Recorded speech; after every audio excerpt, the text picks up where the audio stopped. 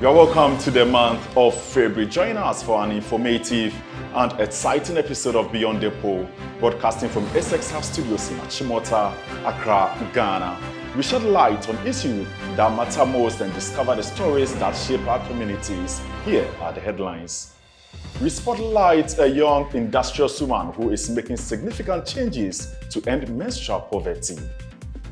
In our feature story, Joshua, a young natural educator, is defying the odds to promote Africa's heritage and food security. Also, AgriTerra holds a national stakeholders dialogue to promote food security in Ghana. And for our international headline, my colleague in Nairobi, Kenya, provides us with insights on the revolution happening in the food industry with the advent of robotics. Now, in our paparazzi segment, we take a look at major happenings in the month of February. We have these stories and more updates in store for you. Stay tuned for more. My name is Mike Kojo Frimpong.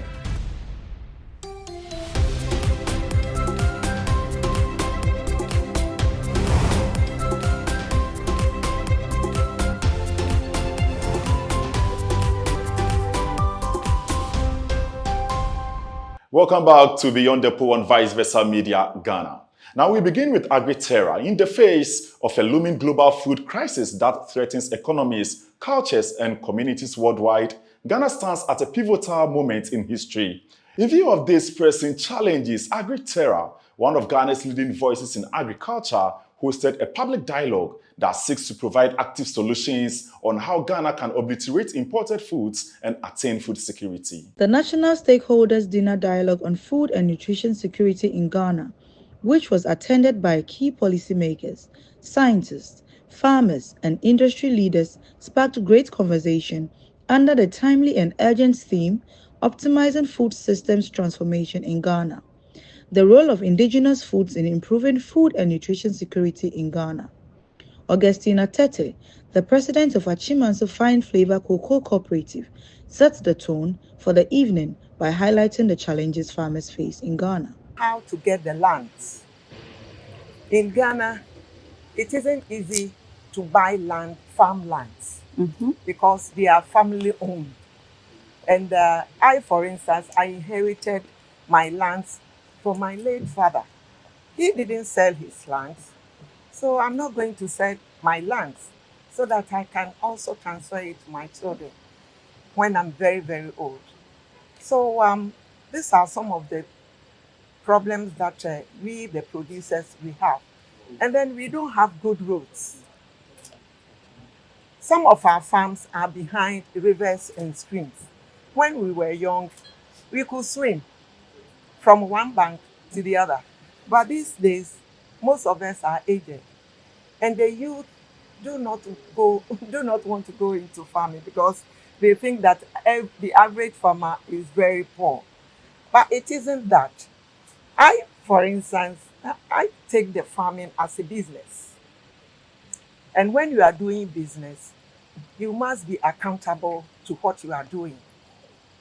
You have to use records. Yeah. But the normal farmer doesn't do that. The only thing they do is just get up, get somebody to go and read, or a laborer. You pay the person.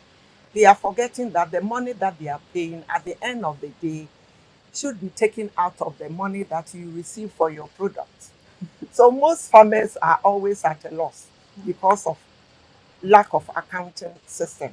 Joseph Ifa Enin, a senior government official at the Fisheries Commission, appealed for policy reform to regulate food import and increase the purchase and consumption of local foods. Consumption preferences.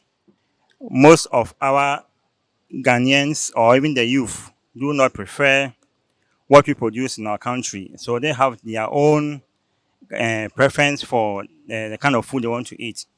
So they mostly rely on the imported foods. For instance, they like perfumed rice compared to local rice. And most of the time too, when the rice is produced, for some places, it is not well processed. And so when you are eating the rice and then you have to crack on a stone in the rice, it puts it off sometimes. But I think there's a lot of education and then there's a lot of improvement in that area as well of late. Dr. Nalamle Emisa, a senior lecturer at the Department of Crop Sciences at the University of Ghana, also shared some insights on how we can improve our food system. We should start by establishing clear channels. This engagement is one of the unique ones in that you've brought together partners from all key stakeholders. And I think it's very important that we continue to talk and to establish what it is that we find important. We need to prioritize and plan. It's very important that we plan and know exactly what it is that we want to achieve, who are the key partners and who key players in within that area, and then see how to achieve a common goal as compared to us working in silos. Now, in our next story, menstrual poverty is a significant yet often neglected issue that impacts millions of girls and women in Ghana. This challenge extends beyond natural biological process of menstruation, transforming into a source of shame, hardship, and lost opportunities, especially in rural areas where access to sanitary products is limited. In response to these pressing challenges, Amdiya Abdul Latif, CEO and founder of Ecomi Africa, has initiated efforts to improve menstrual health across Ghana through reusable sanitary pads. Amdiya Abdul Latif, the founder and CEO of Ecom Africa, has initiated efforts to improve menstrual health across Ghana. Her mission focuses on innovation, sustainability, and a strong commitment to social impact, aiming to provide every girl and woman with safe, affordable, and environmentally friendly menstrual care options. Journey started after national service. So after my national service, I was posted to a rural community as a service teacher, that is neighboring community. So when I got there, a lot of my female students were actually struggling. They were missing school days. Some were actually because of extreme poverty, inequality, and other development. I realized some of them were actually missing school days because of sanitary pads, and some of them resorted to unhygienic means like rags and socks. Newspapers were very common. So I decided to help. Extend to other communities. That was when we were hit with the biggest challenge. Every month, these young girls will call me. We need pad, madam. At the end of the month, we still need pads. So I needed to think sustainable. In communities like Nehebere in Ashanti region, menstruation remains a silent struggle, often dictating the opportunities available to women and girls. A report from the United Nations Children's Fund, UNICEF, indicates that 95% of girls in rural areas in Ghana miss up to 20% of school days because they lack access to sanitary pads. Also, the price of menstrual products make it quite difficult for these girls to afford these necessities. The idea of reusable pads came to me through my research. I did a lot of research, how do I help these girls? So it kept me awake at night. I remember there was a time I just bumped into it. And then I was like, wow, idea of reusable. How do you reuse a pad? I was very skeptical about it until I decided to explore further. So in fact, my first reusable pad, I used a sachet rubber as my waterproof layer because I needed any local material that could hold water and prevents leakage. The challenge was, it was not comfortable. And then we were like, okay, so how do we improve this? I almost gave up until I met some international organization. In fact, I wrote an application and then I told them about my idea, AfriPlastic, and then I got funded. I lead a team at Ecomi Africa, and we work with socially disadvantaged women along the value chain to locally produce high quality, eco-friendly and affordable reusable sanitary pads. And we do this along with menstrual and reproductive health education. Thank you, Now let's move to some interesting story here. Despite Africa's vast arable land and agriculture potential, our markets remain flooded with imported food, deepening economic dependency and strengthening food security. As the continent grapples with rising costs and declining self-sufficiency, voices like Joshua Siedus are leading a quiet revolution. Through regenerative agriculture, food forest, and a return to indigenous farming knowledge, he is proving that Africa can feed itself naturally, sustainably, and independently. I'm from here, Ghana, from the eastern region itself, as well from Italy. My mother is Italian and my father is Ghanaian. My mother is from the south of Italy, a beautiful place called Napoli. I was brought up in Milan, though, in the city, a bit outside of the city, in the suburbs. And then at the age of 20, I remember I was already fed up with the type of lifestyle, a very materialistic, consumeristic type of way of living in a very post-colonial system, Western system, racist system as well. And I never felt home in that context. Don't get me wrong, I had friendships and beautiful bonds, but to truthfully feel, I never felt home. This is an example of self-sufficiency and self-reliance. He created this with his bare hands from the ground, from what he defines as Asasia Edemano. Asasia gave him this to create what he has here, a shelter for himself. Joshua's journey has now transformed into an eco-village where people travel all over the world to learn and reconnect with their roots. Joshua remains steadfast in his belief that nature holds the key to our survival. By reclaiming ancestral knowledge and working in harmony with the earth, he challenges the continent to break free from dependency and build a future where Africa feeds itself. One of the first things you might feel is the change of temperature also from outside. Yeah. Yes, we are in the shade, but also the mud. The clay has thermal properties that allows you to feel cooler during hot days and warmer during cold days. So it really works magically as well. Yeah, and, I feel the magic actually. There we go. Indeed. And this place has all been built. This is just the living room. I kept it purposely open so in order to be protected, yet still interactive with the element. Then I'm having the other room on the other side, which is my sleeping room. There's windows and all of that. And here is where I cook, where I chill. It's a type of meditation station. And I've been building this. Took 6 months.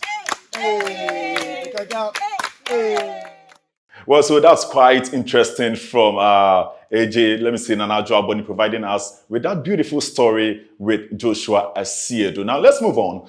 Women in Ghana's agriculture sector for many years have faced systematic barriers, often excluded from leadership roles and denied equal access to resources. However, a transformation is unfolding, led by Kwabena of MFEC Farms. His mission is to shift the paradigm, empowering women to take center stage in agriculture. Through education, training, and opportunities, Kwabena is dismantling the old structures that have kept women in the sidelines, enabling them to drive innovation and show the future of sustainable farming.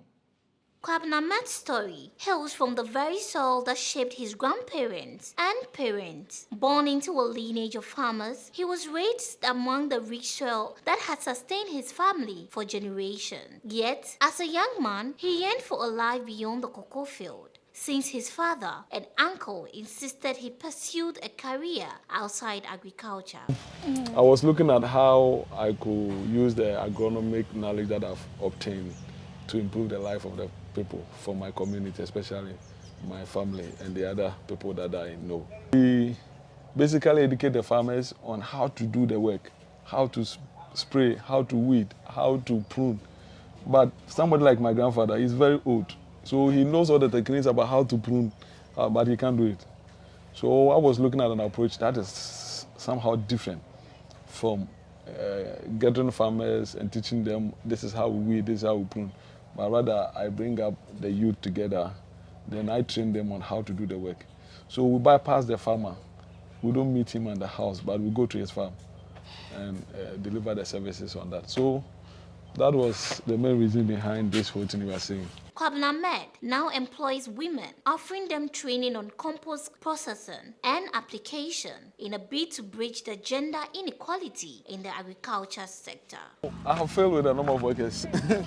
Yes, I have failed with a number of workers. The guys, most of the time, come, they go, and getting trustworthy guys all over is difficult. Though I have some, but over the time that I tried to bring in some women to hold some position and making them, it takes time to train them to have that skills. But they are more punctual, more reliable. Anytime that you need them, they come. They are married, they have their husbands and children, whatever, but still they are more reliable. So I feel more happy to have them in the team. And Linda, a compost supervisor at Efford Farm, who joined the company with no formal agricultural training, shared how the training she had received at Efford Farm has contributed to her development. In fact, I want Bebre. It helped me a lot. Because now, it's my business, no. It doesn't help me, so maybe I want me. And mommy, in your name, Bebre. Now, me income, maybe more than that. So I want me Bebre. And see, me say my way up, me say so. Every mama, quit ni more abrabum. And see, I say, my honey for my. All right, so now let's head straight to our international news. We now cross over to Nairobi, Kenya, where my colleague Brenda is on standby to give us details of our international story. Brenda, over to you.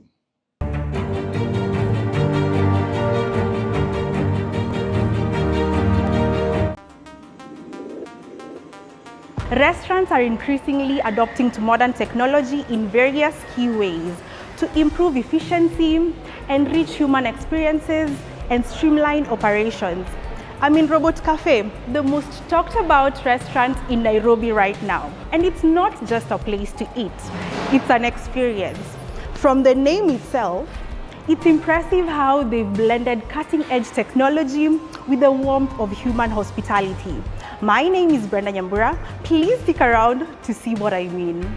From the moment you step in through their doors, you are greeted by a hum of robotic efficiency paired with the inviting ambience of a contemporary cafe. My name is John Kariuki.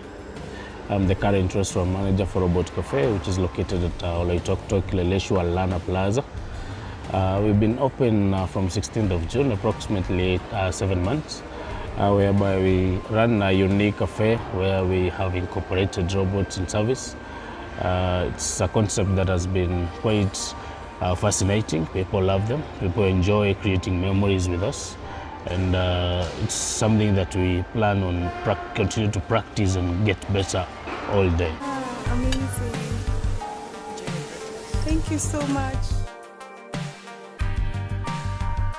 These machines right here navigate the dining area using sensors and GPS technology, autonomously avoiding obstacles and delivering the right orders to the right tables.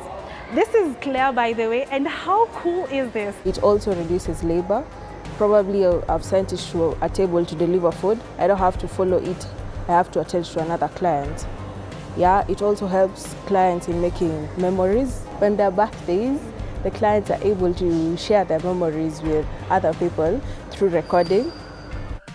Digital menus are largely replacing traditional paper ones, making it easier for customers to quickly access meal options online through apps and websites, eliminating the need to wait for a waiter to bring you a cuisine list when you walk in. This is another way of how we are embracing technology, not just for the robots, but also through scanning search codes, and then the menu automatically pops up on your phone.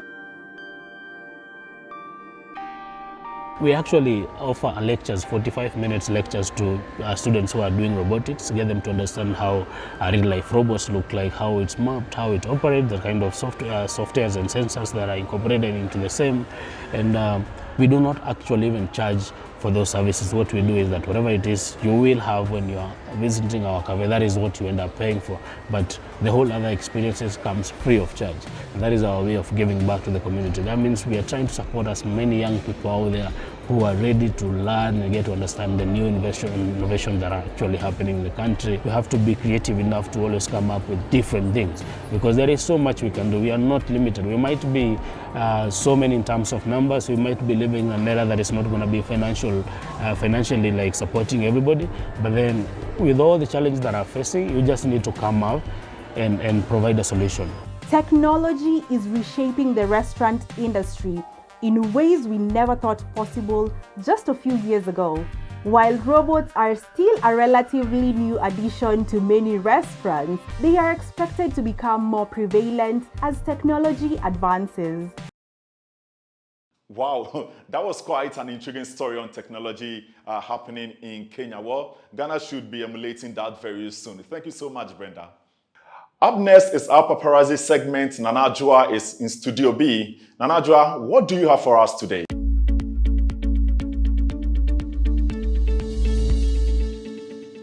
Thank you, Kojo. I have very, very interesting updates for you. So yes, grab a popcorn and yes, grab a bottle of wine because it's about to go down. But before I get into it, yes, I want to know, how did Vows Day treat you? How did the month of love treat you? For me, it treated me so well. But unfortunately, it treated a gentleman I have in the studio so terribly. He was gnashing on Vows Day. He was gnashing so badly. His name is Oliver Lamte. Hi, Oliver. Hi, Nagwa. Before I get... Is it the way you are laughing? I'm laughing because your face says it all. You're just mistaken, Nagwa. How did Vows Day treat you? It was amazing. Like, oh, wow. Superb. Did you receive gifts? Oh my God. Oh my God. The greatest gift ever. Okay. I received the greatest gift ever. And which is? A bar of chocolate? A gift of love from God. The greatest gift anyone could ever receive. No, I don't know why you are laughing. Isn't that a gift? We all know God loves us. And God doesn't need 14th of February to show us love. Yes. So what do you mean by received love from God? Yes, because he's continuously showing me that love. So no girl gifted you anything? Why do I need a girl to give to me something to be happy? While I have God's love, God's gift. You and I know you were gnashing on 14th February to the point that you had to reach out to me. Yanajua. I remember you literally asked me to be your Valentine. Yanajua, I was just trying to do you a friendly favor. I saw you, the day before Valentine, I saw you. I saw how down you were looking, and it hit me. Maybe this girl hasn't gotten a vows or something. So I said, oh, why don't I reach out to this girl to be a good friend? Ooh. And I did that. And you did a terrible job at that too. Can you show the viewers what you did? Are you sure you weren't moved? Because I saw it in your eyes. You were moved, Yanajua. How did you do it? No, show them. Viewers, be my judge, right? Let him gesture how he actually asked me to be his Valentine. Guys. Oh, here guys, you have it. Do you want me to do it? If you want me to do it, you just leave a yes in the comments. If you don't want me to, I'm sure they want you to do it. I'm sure they want you to. Okay, I'm just going to give them a glimpse. I'm not going into detail. Okay. So first, what I did was, you already know. Why do I want you to tell them? First, I approach with confidence. Okay. Then take your hands calmly. So aggressively like that. Come on. Okay, Come on. Okay. Then place my hand on your hand to show kind of, you are secured with me. Oh. Yes. Okay. Then look at you intensely in your eye. Ooh. Look away. Look back at you. Bite my lower lips. Then raise my eyebrow. You see, she's already feeling it. I don't need to say much. Guys, it's so simple. I don't know why people find it so... That's why I hate myself during Valentine's Day. If you try this with any other girl, you would receive a resounding slap. So, just like the slap the gentleman who proposed to the lady received. Did you watch that video? That guy is suffering. Hey, before he could say, would you marry? He received a slap of his life. Why? This is what I don't understand about your gender.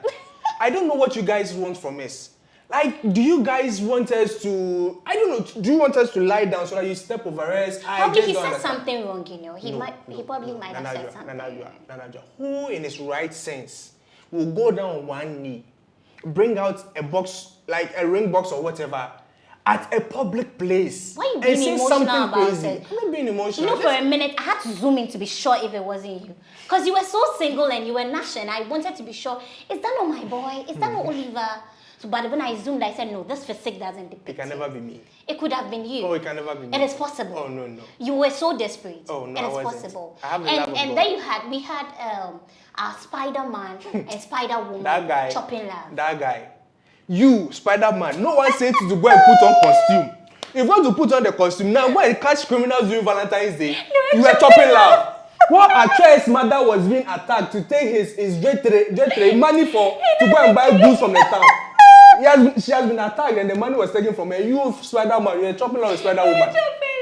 And then, the highlight of it was the video circulating on there was a life-size teddy bear. Teddy bear. In a mini truck that was being transported to a woman's. I mean, I'm like, it wasn't even covered.